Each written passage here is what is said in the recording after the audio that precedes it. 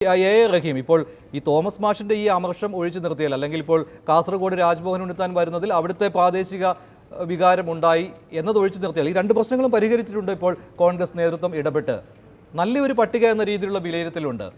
ഇപ്പോൾ പരിചയസമ്പന്നരായ ആളുകളുണ്ട്, പിന്നെ യുവാക്കൾക്ക് പ്രാതിനിധ്യമുണ്ട്, വനിതകൾക്ക് പ്രാതിനിധ്യമുണ്ട്. അങ്ങനെ നിങ്ങളുടെ പട്ടികയുമായി ഏറ്റുമുട്ടുന്ന ഒരു പട്ടിക തന്നെയാണ് UDF ഇപ്പോൾ പുറത്തിറക്കിയിരിക്കുന്നത്. ഇനി 4 സീറ്റിലെ വരാൻ ബാക്കി കിടക്കുകയാണ്.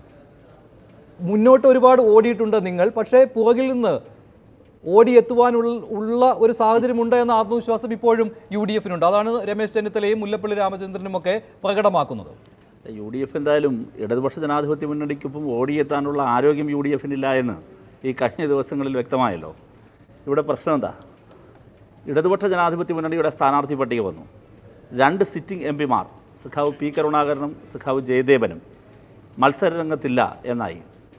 കേരളത്തിലെ ഏതെങ്കിലും ഒരു മാധ്യമപ്രവർത്തകന് ഈ 2 പേരുടെ മുമ്പിൽ പോയി നിങ്ങൾ BJP-യിൽ പോകുമോ എന്ന് ചോദിക്കാൻ തോന്നിയോ? എന്തുകൊണ്ട് തോന്നിയില്ല? എന്തുകൊണ്ട് അവർ വികാരാധീനരായി പ്രതികരണം നടത്തിയില്ല? എന്തുകൊണ്ട് അങ്ങനെ ഇടപെടരുത്?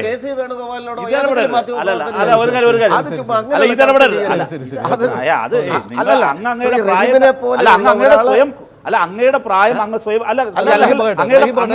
അങ്ങയുടെ അനുഭവ സമ്പത്ത് അങ്ങൊന്ന് ഓർമ്മിക്ക്. ഇങ്ങനെ പറയാതിരിക്കും. ഞാൻ വളരെ അങ്ങ് പറഞ്ഞപ്പോൾ ഞാൻ മിണ്ടാതിരുന്നല്ലോ. എന്താ അങ്ങനെ മന്ത്രിയായിരുന്ന ആള്? അല്ലല്ല, പ്ലീസ് അങ്ങനെ പറയരുത്, അത് ശരിയല്ല. ഇപ്പോ അത്രയേറെ അങ്ങ് ആലോചനപ്പെടുത്തിക്കൊണ്ടാണ് അങ്ങ് പൊട്ടിത്തെറിച്ചത്, എനിക്ക് മനസ്സിലായി. പറയട്ടെ സ്പീക്കറുടെ സഖാവ് P. കരുണാകരന്റെ ജയദേവന്റെ അടുത്ത് എന്തുകൊണ്ട് പോകാൻ തോന്നിയില്ല? എന്തുകൊണ്ട് തോമസ് മാഷിന്റെ അടുത്തേക്ക് ആ ചോദ്യം മാധ്യമപ്രവർത്തകർ ചോദിച്ചു? ഇത് വളരെ പ്രസക്തമാണ്. പിന്നെ തോമസ് മാഷിന്റെ മൗനവും അതെ ആലോചിച്ചിട്ട് പറയാം. നിഷേധിച്ചില്ല അദ്ദേഹം. ആ ചോദ്യത്തോട് അദ്ദേഹം നിഷേധിച്ചില്ല. ആരാണത്? കോൺഗ്രസിന്റെ ബൂത്ത് പ്രസിഡന്റ് അല്ല, കോൺഗ്രസിന്റെ കേന്ദ്രമന്ത്രിയായിരുന്നയാൾ. ഇദ്ദേഹം തന്നെ പറഞ്ഞു, ഏറ്റവും തലമുതിർന്ന പരിണിതപ്രജ്ഞനായ ഒരു മനുഷ്യൻ. അദ്ദേഹം പോലും ഏത് നിമിഷം വേണമെങ്കിലും BJP-യിലേക്ക് താൻ പോകും എന്ന നിലയിലേക്ക് എത്തുന്ന അവസ്ഥയാണ് കോൺഗ്രസിന്. അതാണ് കോൺഗ്രസിന്റെ ആരോഗ്യം. ഇത് കോൺഗ്രസിന്റെ പ്രശ്നം എന്നറിയോ? ഇവിടെ ഇദ്ദേഹം നേരത്തെ പറഞ്ഞല്ലോ, നമ്മൾ നേരത്തെ ഇറങ്ങി വലിയ ചുട്ടുപൊള്ളുന്ന ചൂടെന്ന്. സർ, ഇതിനേക്കാൾ ചുട്ടുപൊള്ളുന്ന ചൂടാണ് ഇന്ത്യൻ രാഷ്ട്രീയത്തിൽ. ഇവിടെ BJP ഇവിടെ ഇന്നലെ അവരുടെ ഔദ്യോഗിക വക്താവ് ഇന്നലെ പ്രഖ്യാപിച്ചല്ലോ, സാക്ഷി മഹാരാജ് MP ഇനിയൊരു തിരഞ്ഞെടുപ്പ് തന്നെ ഉണ്ടായേക്കില്ല എന്ന് അദ്ദേഹം പറഞ്ഞു. 2024 നിങ്ങൾ മോദിയെ ഇത്തവണ ഒരിക്കൽ കൂടി വിജയിപ്പിച്ചാൽ 24 നിങ്ങൾക്ക് പോളിംഗ് ബൂത്തിലേ പോകേണ്ടി വരില്ല, തിരഞ്ഞെടുപ്പ് തന്നെ ഇല്ലാതാകും. അധികാരത്തിന് വേണ്ടി, സീറ്റിന് വേണ്ടി കടിപിടി കൂടുന്ന കോൺഗ്രസിനെ ഞങ്ങൾക്ക് ഓർമ്മപ്പെടുത്താനുള്ളത്, ഇങ്ങനെ നിങ്ങൾക്ക് കടിപിടി കൂടാനും തല്ലുവെക്കാനും ഇനിയൊരു തെരഞ്ഞെടുപ്പ് തന്നെ ഉണ്ടായേക്കില്ല എന്ന അപകടകരമായ രാഷ്ട്രീയ സാഹചര്യത്തെ, ആ ഇന്ത്യൻ രാഷ്ട്രീയത്തിൻ്റെ ചുട്ടുപൊള്ളുന്ന അവസ്ഥയെ നിങ്ങൾക്ക് കാണാൻ കഴിയുന്നില്ല. നിങ്ങളിപ്പോഴും ഇതിനെ ഒരു രാഷ്ട്രീയ ദൗത്യമായി കാണുന്നില്ല. തിരഞ്ഞെടുക്കപ്പെടുക, പാർലമെൻറ്റിൽ പോവുക എന്നത് ഒരു രാഷ്ട്രീയ ദൗത്യമായി കാണുന്നില്ല, മറിച്ച് അധികാരത്തിനുള്ള അവസരമായിട്ടാണ് കാണുന്നത്. അപ്പോൾ എന്ത് ചെയ്യും? അധികാരത്തിന് വേണ്ടി കടിപിടി കൂടും. അതേസമയം ഇടതുപക്ഷം ഇതിനെ കാണുന്നത് ഒരു രാഷ്ട്രീയ ദൗത്യമായാണ്.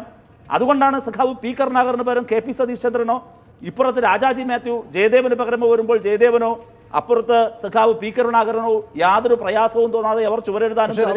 അവിടെ KB തോമസും അങ്ങനെയാണ്. KB തോമസിന്റെ കാര്യത്തിലും ഒരു തീരുമാനം കോൺഗ്രസ് നേതൃത്വം എടുത്തു. KB തോമസ് അവിടെ നിന്ന് കഴിഞ്ഞാൽ ചിലപ്പോൾ ജയസാധ്യതയില്ല എന്ന് മനസ്സിലാക്കിയാണ് ഹൈബി അവിടെ ഇറക്കിയത്. അതും ഈ P. കരുണാകരൻ പോലെ തന്നെയാണ്. P. കരുണാകരൻ എതിർപ്പ് അറിയിച്ചില്ല, പക്ഷേ തോമസ് മാഷ് എതിർപ്പ്. അതാ പറഞ്ഞത്, ഒരു പാർട്ടി അതിന്റെ സ്ഥാനാർത്ഥികളെ പ്രഖ്യാപിക്കുന്നത് പലതരത്തിലുള്ള ഘടകങ്ങളിലൊക്കെയാണ്. അവരുടെ അതെ, തീർച്ചയായിട്ടും അത് കോൺഗ്രസിന്റെ ഞാൻ ആ സ്വാതന്ത്ര്യത്തെ അല്ല ഞാൻ ചോദ്യം ചെയ്യുന്നത്. കരുണാകരനെ മാറ്റിയതുപോലെ തന്നെയാണ് തോമസ് മാഷ് മാറ്റിയത്. P. കരുണാകരൻ പരിതപിച്ചില്ല. അദ്ദേഹം പരിതപിച്ചത് ദുർബലനോ പച്ച മനുഷ്യനോ എന്നൊക്കെ പറഞ്ഞോ, അദ്ദേഹത്തിന് വിഷമം ഉണ്ടായേക്കാം. പക്ഷെ അദ്ദേഹം BJP-യിലേക്ക് പോകുന്നു. ഏതാ ഈ തോമസ് മാഷ് ഉൾപ്പെടെ നേതൃത്വം കൊടുക്കുന്ന കോൺഗ്രസിന്റെ ഫസ്റ്റ് എനിമി? ആർക്കെതിരെയാണ് ഈ യുദ്ധം?